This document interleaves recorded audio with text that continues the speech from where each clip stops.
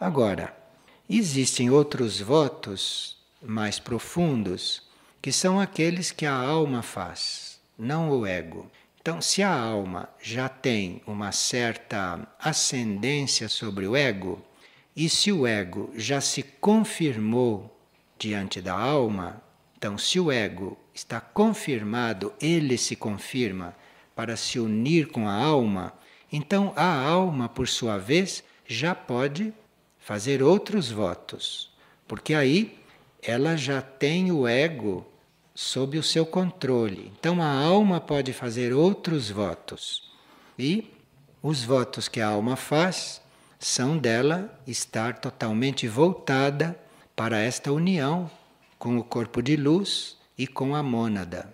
Mas aqui o ego já está bem unido à alma. O ego já está confirmado. Seria inconcebível uma alma com um voto com a mônada e um ego que ainda tem experiência sua para fazer.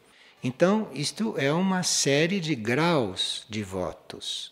A alma só faz um voto maior quando o ego está bem confirmado e quando já existe uma certa união do ego com a alma. E depois há outros votos que vão acontecendo no interior do ser, que já são votos da mônada, são os votos do espírito. A mônada só vai poder fazer um voto diante do regente quando a alma já está muito ligada a ela, quando a alma já está confirmada na sua união com ela. Então tem votos e confirmação de votos em todos os níveis. E à medida que o ego e a alma vão se confirmando, então começam os votos maiores, começam os votos mais internos no indivíduo.